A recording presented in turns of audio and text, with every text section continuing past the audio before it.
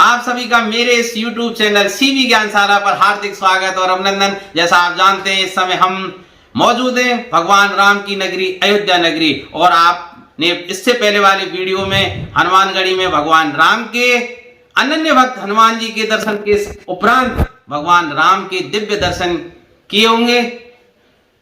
अब हम आपको एक ऐसे दिव्य स्थल पर ले चलते हैं, तो चलिए एक क्विज खेलते हैं। क्या आप जानते हैं कि जब भगवान 14 वर्ष के लिए वन में चले गए थे तो भरत जी उनको मनाने के लिए वहां पहुंचे थे, लेकिन राम ने मना कर दिया था। तो भगवान राम की खड़ाऊ को अयोध्या लेकर आए थे भरत जी, और खड़ाऊ को सिंहासन पर रखकर भरत जी ने वो राजपाट संभाला था। तो आप जानते हैं क्या भरत जी अयोध्या में रहकर राजपाट संभाले थे या कहीं और जगह? आपने ठीक समझा। अयोध्या से लगभग 20 किलोमीटर की दूर एक स्थल है, वो तपोभूमि है, जहां एक तपस्वी के रूप में भरत जी ने रहकर राजपाट को संभाला था खड़ाऊ के नाम पर, क्योंकि वो जानते थे कि जब मेरा बड़ा भाई तपोभूमि में है अर्थात तपस्थली के रूप में है और वो ऋषि के रूप में वहां गए, वन में गए, तो वो कैसे राजपाट का सुख भोगते। तो वो भी एक जगह थी, एक गुफा थी, वहां रहते थे। वो आज भरत गुफा के नाम से जाना जाता है, और एक कुंड था जिसमें भरत जी स्नान करते थे, उसको भरत कुंड के नाम से जाना जाता है। और आपको पता होगा कि 14 वर्ष मतलब बीत जाने के बाद अगर एक दिन भी विलंब हुआ तो मैं अपने शरीर का आत्मदाह कर दूंगा। तो जैसे ही रावण का वध करके भगवान राम अयोध्या लौट रहे थे तो वो पुष्पक विमान पर आ रहे थे, लेकिन भगवान राम को अपने अनन्य सेवक हनुमान जी की शक्ति पर ज्यादा विश्वास था। उन्होंने सीधे कहा था कि आप तुरंत हनुमान जी जाइए और बहुत वेग से जाइए, क्योंकि भरत अपने प्राण नहीं त्याग दे, क्योंकि एक दिन का विलंब भी वो सहन नहीं कर पाएंगे।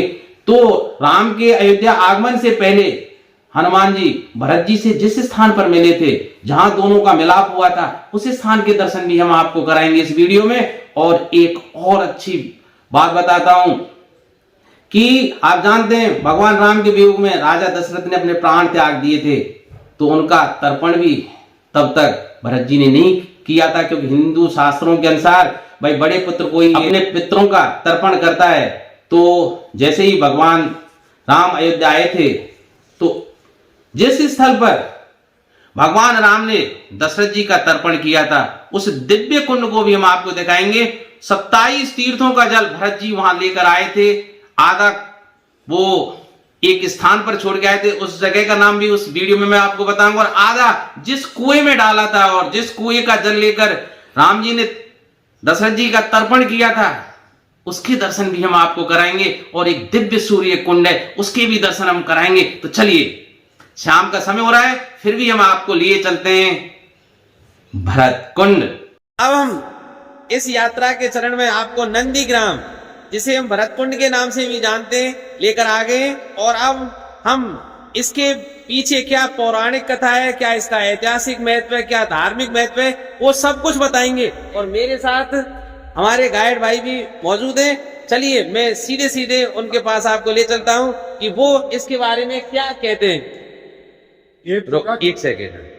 हाँ, ये पूरा क्षेत्र नंदीग्राम है। राम जी जब 14 साल के लिए वन जाने लगे तो राम जी के वन जाने के वियोग में दशरथ जी महाराज की मृत्यु हो गई, और उस समय एक काठ का ताबूत बनाया गया। दशरथ जी महाराज के शरीर को उसमें रखा गया सरसों का तेल भर के, ताकि शरीर सड़ने न पाए। और उस समय भरत जी शत्रुघ्न जी ननिहाल में थे, तो अयोध्या से सूचना गई भरत भैया शत्रुघ्न भैया को लेकर के अयोध्या आ जाइए। तो भरत जी महाराज शत्रुघ्न जी को अयोध्या में लेकर के आते हैं, और उसके बाद में दशरथ जी महाराज के शरीर को अयोध्या से 16 किलोमीटर बिल्लोरी घाट ले गए और वहां दाह संस्कार करते हैं भरत जी महाराज, और वहीं उनके राग का समाधि बनाते हैं, जिसको बोलते हैं दशरथ समाधि। उसके बाद में भरत जी महाराज पुनः अयोध्या आते हैं। अयोध्या आने के बाद में गुरुओं माताओं को लेकर एक बैठक करते हैं कि हम चित्रकूट जाएंगे, राम भैया को मना के लेके आएंगे। एक भजन है ना, भरत चले चित्रकूट और राम को मनाने। गुरुओं माताओं को लेकर सभी लोग भरत जी महाराज सबको लेकर चित्रकूट पहुंचते हैं। चित्रकूट में 3-4 सभाएं बैठी हैं, निष्कर्ष कुछ नहीं निकलता है। लास्ट वाले सभा में भरत जी महाराज कहते हैं भैया अयोध्या वालों ने तो दशरथ जी महाराज और कैकेयी माता ने अर्थ का अनर्थ कर दिया। पहले वरदान को पीछे निकल दिया, लास्ट वाले वरदान को आगे कर दिया। कैसे? कैकेयी माता का पहला वरदान क्या था? सुनो प्राणपति भावत जी का, देवो एक बार भरत जी का। पहले वरदान में भरत को टीका राजगद्दी था और दूसरे वरदान में तापस बेस विशेष उदासी 14 वर्ष राम वनवासी, ये लास्ट वाला वरदान था। तो दशरथ जी महाराज और कैकेयी माता ने पहले वरदान को आगे कर दिया, राम जी को पहले जंगल भर दिया, जबकि पहले राम भरत जी को टीका करते, हमको टीका करते, राजगद्दी पर बढ़ाते, तब मैं देखता किसकी हिम्मत है जो हमारे राम भैया को 14 साल के लिए वन भेज सके।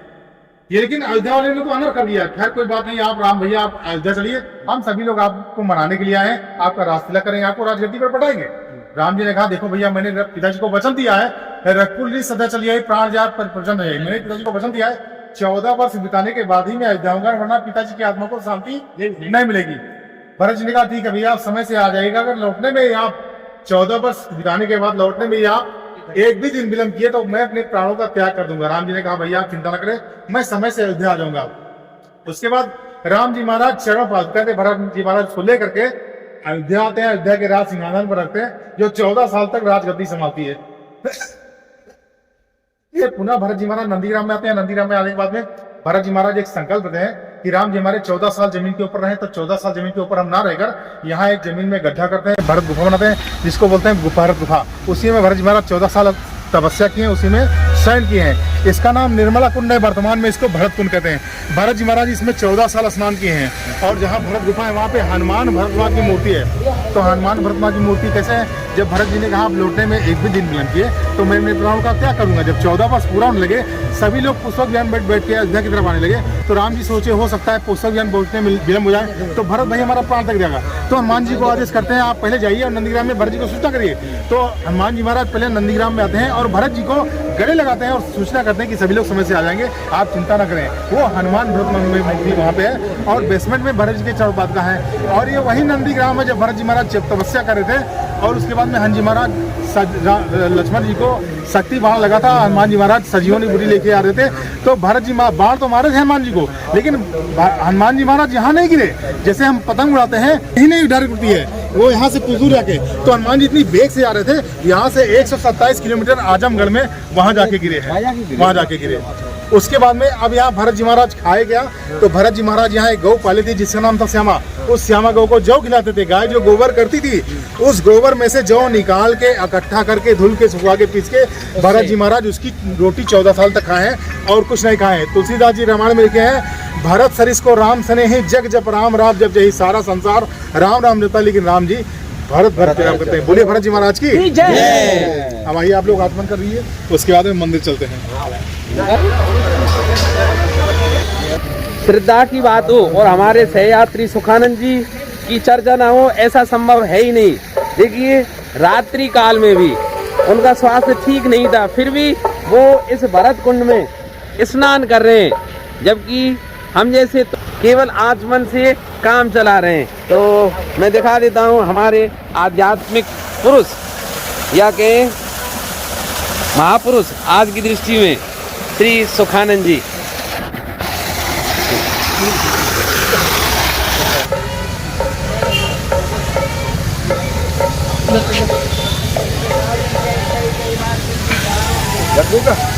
रामचरण यादव जी घंटा बजाते हुए, हाँ भाई कहीं भी जाएं घंटा नाद आवश्यक है, क्योंकि इससे जो प्रतिध्वनियां निकलती हैं वो शायद पर्यावरण को शुद्ध करने के लिए पर्याप्त होती हैं, ऐसा वैज्ञानिक भी मानते हैं।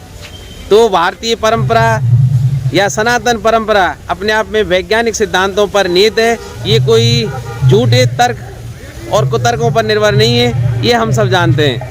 परम पूज्य महंत श्री 1008 श्री नित्य गोपाल जी गोपालदास जी महाराज नंदीग्राम के विद्या। तो अब हम आपको लेकर आ गए श्री भरत हनुमान मिलन मंदिर।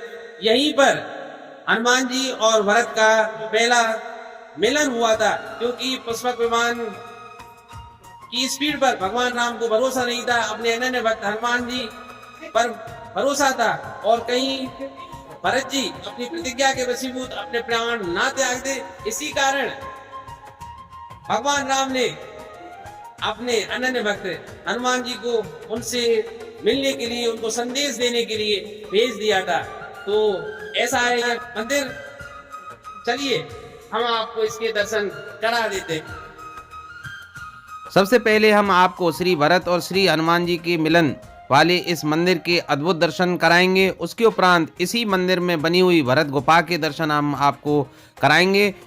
आप जानते हैं जब भगवान राम 14 वर्ष के लिए वन गमन कर गए और भरत जी उनको मनाकर नहीं लौटा पाए, तो भरत जी ने सोचा कि जब उनके भ्राता जमीन पर चलेंगे, जमीन पर ही सोएंगे, तो वो उनकी बराबरी कैसे कर सकते हैं। अतः उन्होंने एक गुफा का निर्माण किया जिसके अंदर रहकर वो तपस्या करते थे। इस समय आप दर्शन कर रहे हैं श्री भरत और श्री हनुमान मिलन मंदिर के। ये दर्शन बहुत ही अद्भुत हैं। तो देखिए किस तरह से दोनों गले मिलकर एक दूसरे से कुशल क्षेम पूछ रहे हैं और भगवान राम के आने की पूछ रहे हैं कि वो कितने समय में यहाँ आ जाएंगे। तो ऐसा था, यह मिलन अद्भुत है। इसको आप जितना निहारेंगे आपकी आंखें थकेंगी नहीं। तो इसी गुफा में हम चलिए आपको तुरंत दर्शनोपरांत ले चलेंगे।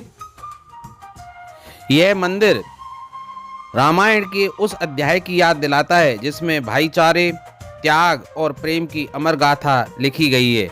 भरत जी का समर्पण और त्याग हर किसी के लिए एक प्रेरणा है। यहाँ का वातावरण बहुत आध्यात्मिक और शांतिपूर्ण है।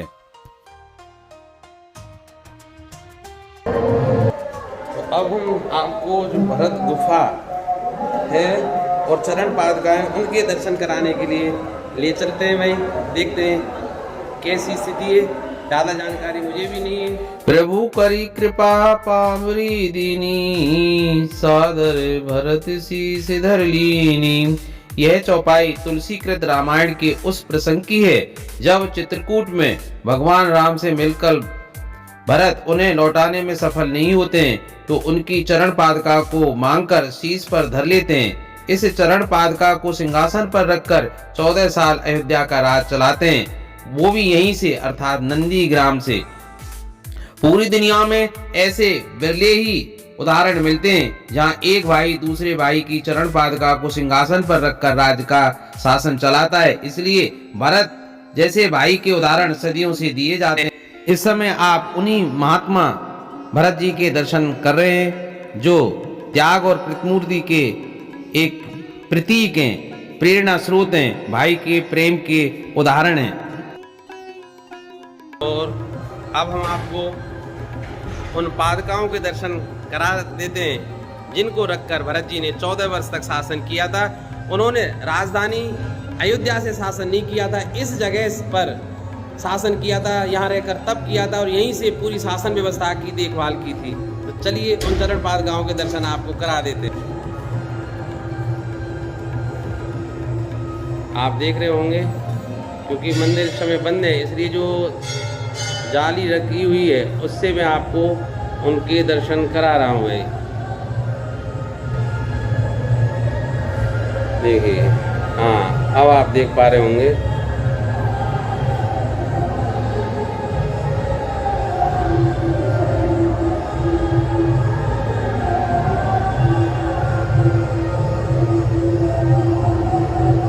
ये जो पादुका हैं ये है सर।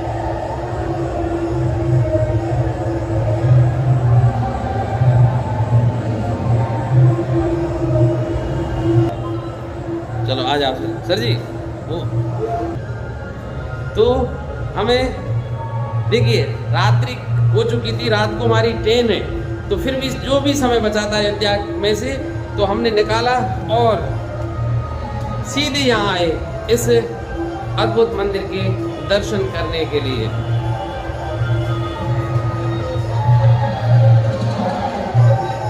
तो एक ही जगह पर कई मंदिर स्थित हैं।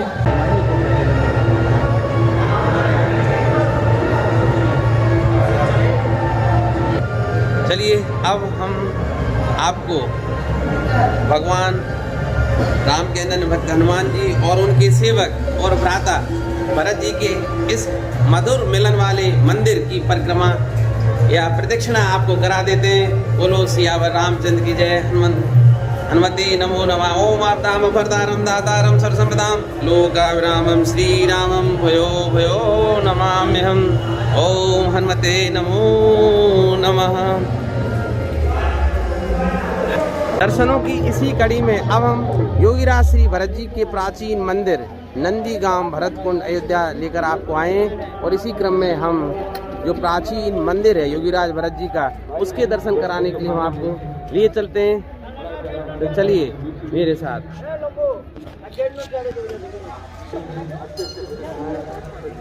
तो चलिए आपको दिखाता हूँ। ये है प्राचीन जो मंदिर है। चलिए, रात्रिकालीन होने के कारण, रात्रि का समय होने के कारण कैमरे को फोकस करना और अच्छी फुटेज निकालना भी एक दुष्कर कार्य है।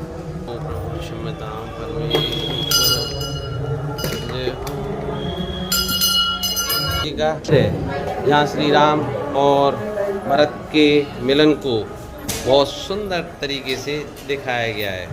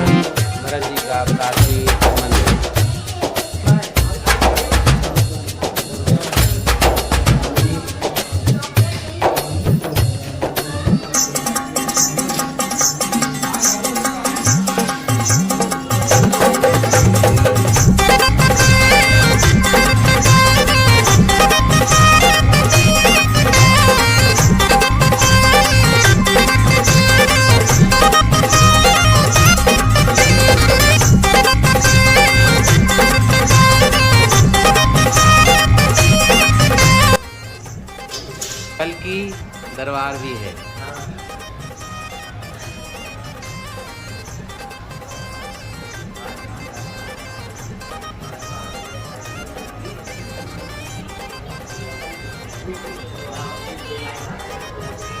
यहाँ भगवान विष्णु के सभी अवतारों को दर्शाया गया है। तो बहुत ही प्राचीन और एक आध्यात्मिक मंदिर के दर्शन हुए तो सौभाग्यशाली मान सकते हैं हम अपने आप को। वास्तव में बहुत आनंद आ रहा है इस यात्रा। वास्तव में इस यात्रा के जो प्रायोजक हैं श्री यादव जी और सैनी जी, वो धन्यवाद के पात्र हैं। मैं कहना तो कुछ सही शब्द ही निकला कि पात्र हैं, बिल्कुल पात्र हैं, सुपात्र हैं, क्योंकि इतना आध्यात्मिक जो आनंद है उसकी अनुभूति शायद जीवन में पहले नहीं हुई थी। धन्यवाद सर। और राम जानकी मंदिर है प्राचीन, जाइए आप दर्शन कराइए।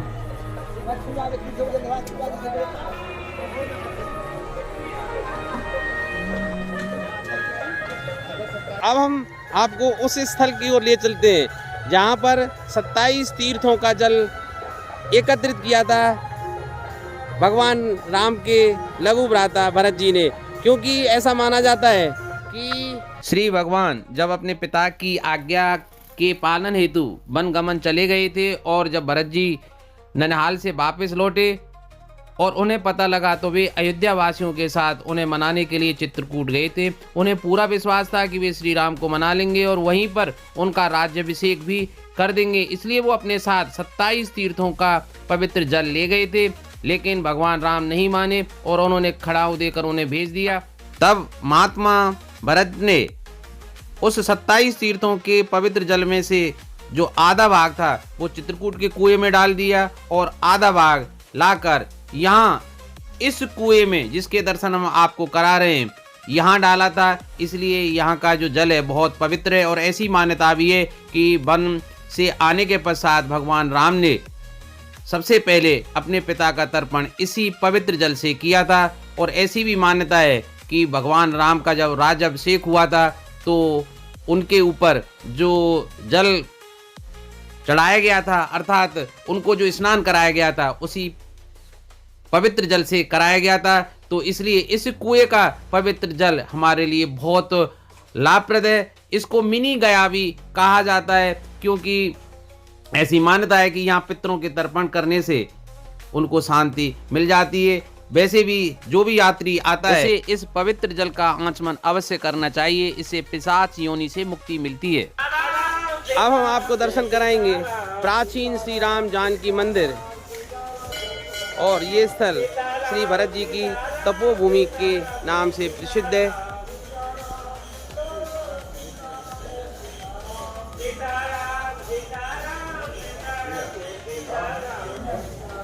जय हो प्रभु।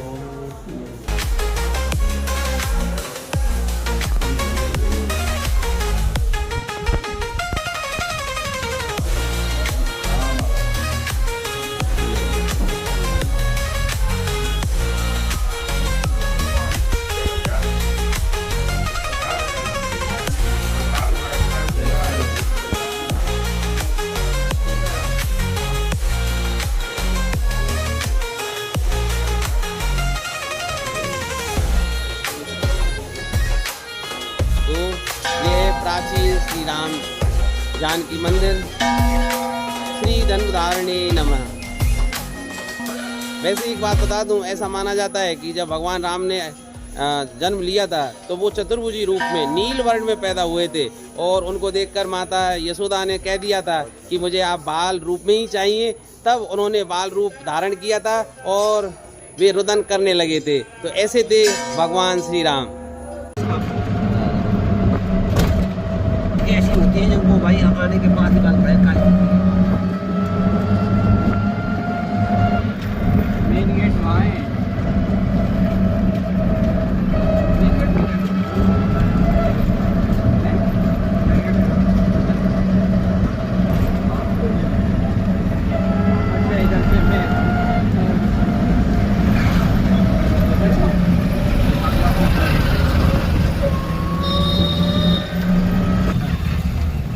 टुक टुक में बैठे हुए हमारे दोनों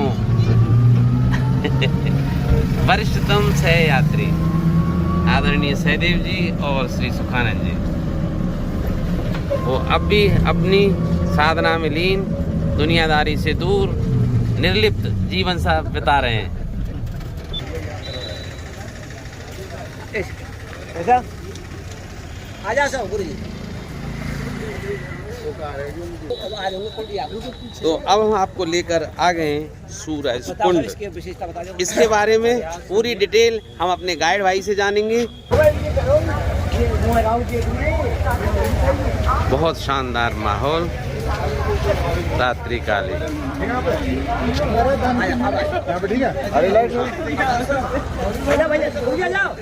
तो अब मैं अपने गाइड भाई जो संतोष जी हैं उनसे पूछना चाहूँगा कि सूरज कुंड का आध्यात्मिक, धार्मिक और पौराणिक महत्व क्या है और ये क्यों प्रसिद्ध है।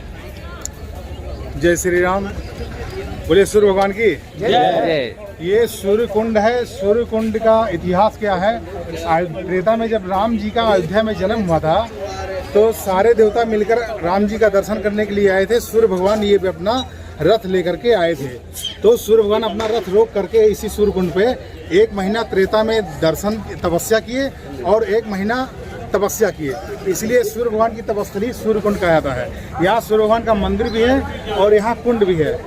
अब जब 1 महीना तक सूर्य भगवान अपना रथ रोक करके ठहर गए, 1 महीना दर्शन किए, तो 1 महीना तक इस धरती पर दिन ही दिन रह गया, रात्रि हुई ही नहीं। तुलसीदास जी लिखे हैं, हाँ मरम न जाने कोय, रथ समेत रवि था के और निशा कौन विद होए।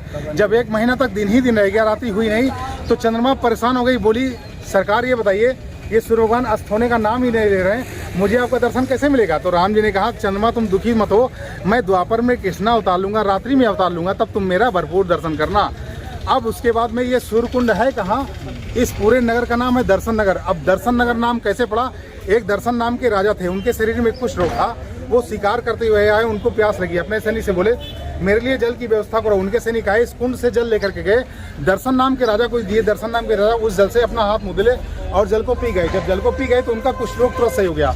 तो उसके बाद में दर्शन नाम के राजा बोले मुझे उस सूर्य कुंड का दर्शन करना है। सैनिक उनको इस कुंड के पास लेकर के आए। देखे जैसे गांव का पोखरा नहीं होता, कच्चा तालाब, चारों तरफ मिट्टियाँ होती हैं, तो दर्शन नाम के दादा बोले इसकी चारों तरफ से खुदाई कराओ, मुझे सीढ़ियाँ बनवानी है ताकि लोग इसमें स्नान करके अपना रोग मिटा सके। जब खुदाई करने लगे चारों तरफ तो काफ़ी उनको सोना चांदी जेवरात मिला। उसके बाद में उन्होंने चारों तरफ सीढ़ियाँ बनाई, सौंदर्यीकरण करवाया, इस नगर का निर्माण करवाया, तभी से इस नगर का नाम पड़ गया उन्हीं के नाम पर दर्शन नगर। बोले भगवान की जय। वाह सर वाह, बहुत सुंदर शब्दों में और सार्थक शब्दों में इन्होंने, सर्वेश भाई ने बहुत ही सुंदर और सार्थक हमें जानकारी दी। और मैं इनका नंबर आपका स्क्रीन पे भी लिख दूंगा और स्वयं इनसे जानना चाहूँगा सर आपका नंबर क्या है, अगर कोई बाहर से आना चाहे और आपसे मिलना चाहे और इस क्षेत्र को घूमना चाहे तो आप अपना नंबर और पता बता दीजिए। जी, मेरा घर जिला अयोध्या में है, मेरा नाम संतोष गाइड है, मोबाइल नंबर 94 52 93 18 79। चलिए मैं इस नंबर को जब वीडियो को एडिट करूँगा स्क्रीन पर भी लिख दूंगा और डिस्क्रिप्शन बॉक्स में भी डाल दूंगा। अब मैं फ्रंट से इसकी सुंदरता को रात्रि में दिखाने का एक छोटा सा प्रयास करता हूँ। ओ रामचरण जी देखिए सर, ये सूर्य कुंड और उसका प्रवेश द्वार जिस पर 7 घोड़े लगे हुए हैं और ऐसा ही हमारी धार्मिक मान्यता है। ये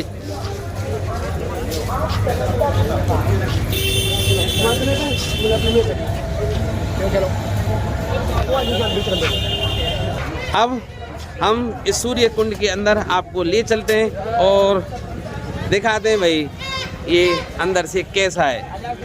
चुके सूर्य कुंड के अंदर तो यहाँ का जो नज़ारा है भाई नेकड़ आई से बहुत शानदार दिख रहा है। अब कितना सुंदर दिखा पा रहा है ये तो मैं नहीं कह सकता क्योंकि रात्रि का समय है और अगर यही समय दिन का होता तो बहुत खूबसूरत नज़ारा होता।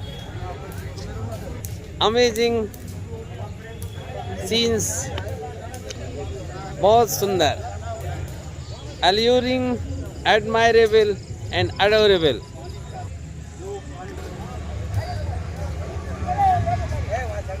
चलिए पहले हम जो लेजर शो जहाँ चल रहा है इस समय उसको दिखाने के लिए आपको ले चलते हैं।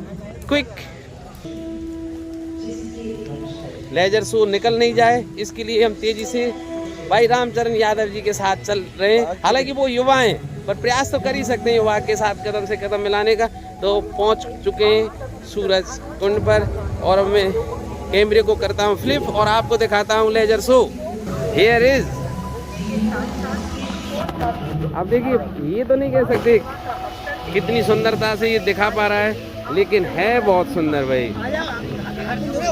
नेक आई से जितना सुंदर दिखाई दे रहा है वाह वाह वाह वाह वाह। अपन साइड में है आ जा चलिए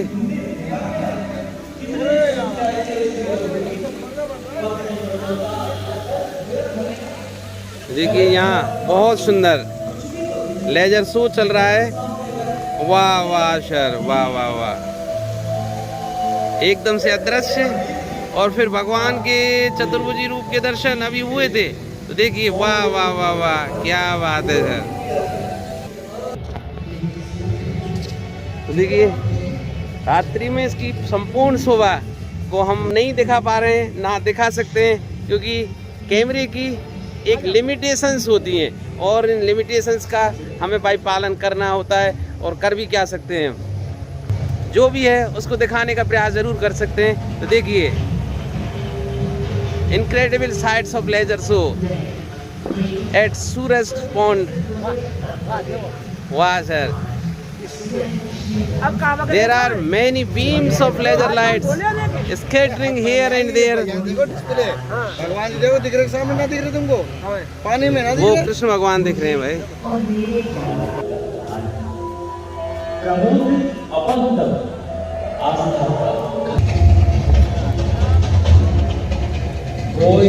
देखिए इसके प्रांगण में यहाँ भी कई मंदिर बने हुए हैं। ये सीढ़ियाँ हैं इस कुंड में उतरने के लिए, बहुत विशाल कुंड है भाई। ये लेजर शो चल रहा है। अब हम कुंड के बिल्कुल दूसरी ओर पहुँच गए हैं। यहाँ हमारे साथी भी मिल गए जो अपने अपने कैमरों से इसको कैद करने का प्रयास कर रहे हैं। से आशीर्वाद दिया।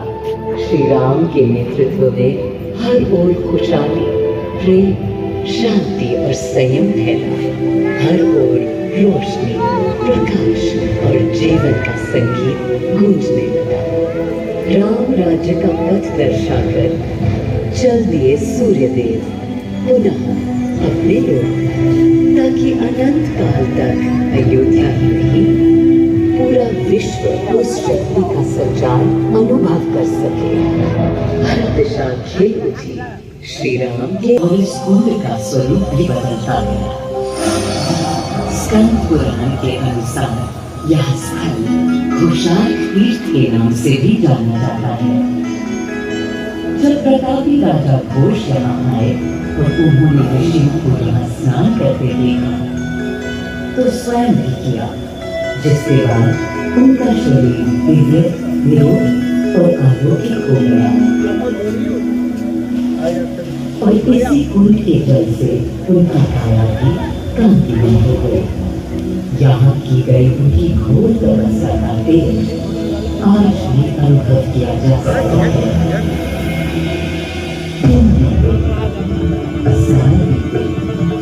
और फिर अनेकों सदियों के बाद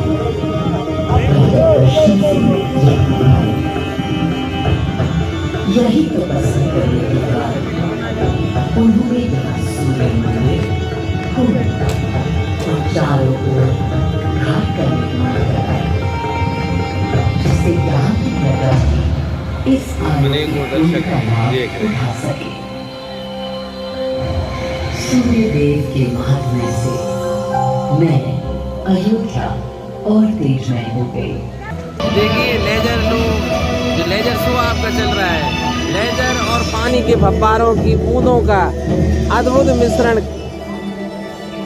इससे जीवंत कलाकृतियाँ उभेरी जाती हैं, जीवंत चित्रण किया जाता है। बिल्कुल फिल्मेटिक या सिनेमेटिक व्यू में आप देखते हैं। बहुत सुंदर शो।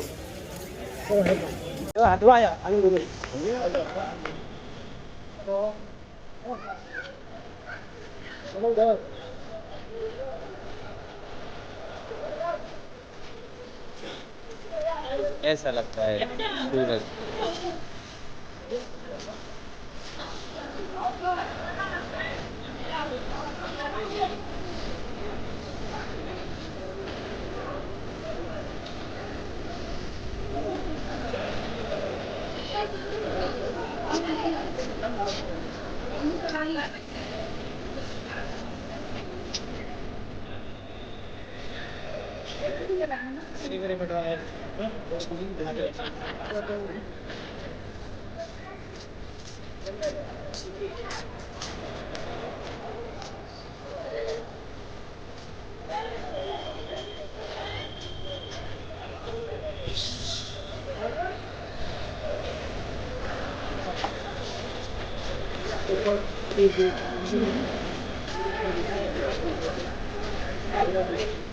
अब हम आपको लेकर आ गए हैं मणि पर्वत पर, जिससे कई पौराणिक कथाएं या किंवदंतियां जुड़ी हुई हैं।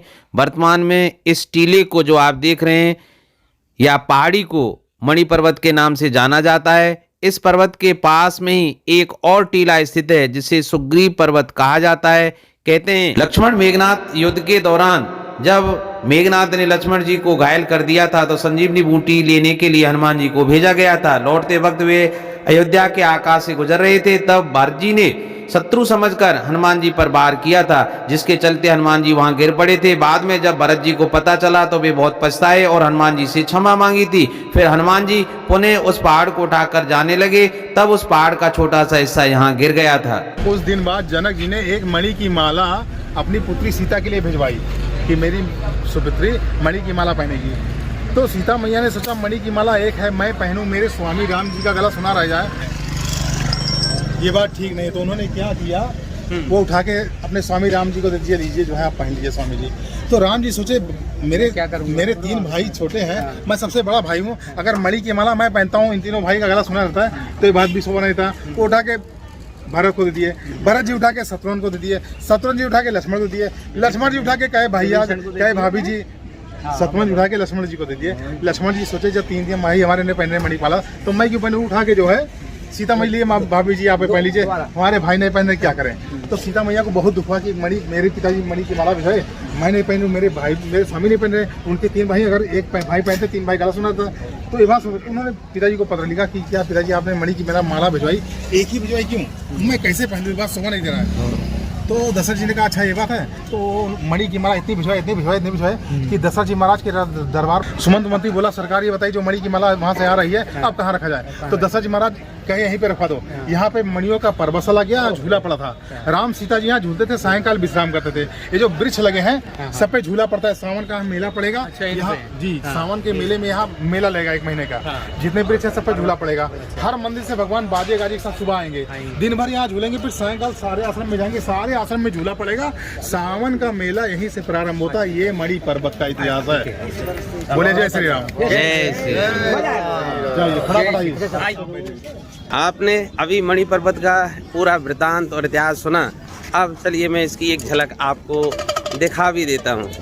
हमारे जो गाइड भाई हैं उन्होंने आपको विस्तृत रूप से इसके बारे में बता ही दिया है। अब चलिए आपको दिखाते हैं कि मणि पर्वत इस समय कैसा लगता है। मणि पर्वत के चारों ओर की प्राकृतिक आभा बहुत ही सुंदर है, पेड़ों से आच्छादित क्षेत्र है और इसके ऊपर से अयोध्या का पूरा विहंगम दृश्य देखने को मिलता है जो बहुत ही मनोरम और अच्छा है। मणि पर्वत की ऊंचाई 65 फीट है। यह पर्वत कई मंदिरों का घर है। अगर आप पहाड़ी की चोटी पर खड़े होते हैं तो यहाँ से पूरे शहर और आसपास के क्षेत्रों का मनोरम दृश्य भी देख सकते हैं। इसी के साथ ये वीडियो हम यहीं समाप्त करते हैं। आपको मेरा ये प्रयास कैसा लगा? अगर वीडियो पसंद आया हो तो चैनल को पहले सब्सक्राइब कर लें, फिर वीडियो को लाइक करके मित्रों के साथ शेयर कर दें। आप बने रहिए मेरे साथ और देखते रहिए सीबी ज्ञानशाला, जिसमें हम इसी तरह के अनेक ज्ञानवर्धक वीडियो लाते रहते हैं। इस दौरे का अंतिम जो वीडियो है वो काशी विश्वनाथ पर आधारित होगा, तो उसका इंतज़ार कीजिए और देखते रहिए सीबी ज्ञानशाला। धन्यवाद।